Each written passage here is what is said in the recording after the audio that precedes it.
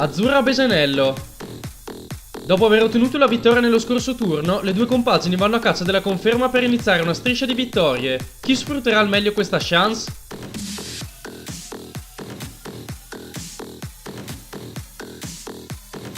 Leno Aldeno. I giallorossi sono ancora fermi in fondo alla classifica dopo 2 turni e questa domenica non sarà affatto facile cambiare la propria situazione. La Leno riuscirà a soddisfare i propri tifosi? Mattarello Sacco San Giorgio.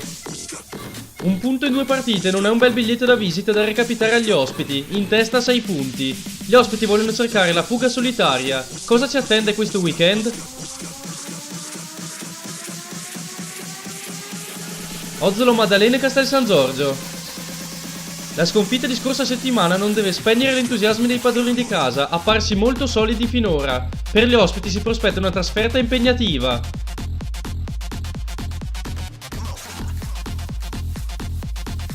Spormaggiore e Cristo Re. Dopo le vittorie all'esordio, le due formazioni non hanno smosso la classifica nell'ultimo turno. Chi riuscirà a tornare a vincere in un match che si prospetta focoso?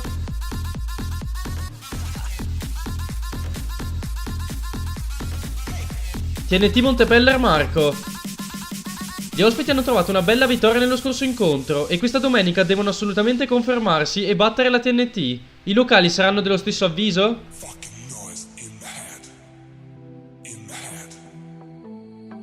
Trambileno Volano. Non si può ancora parlare di testacoda perché il campionato è appena iniziato. Quello che è certo è che i biancorossi non vogliono smettere di stupire, mentre i locali devono iniziare a fare punti.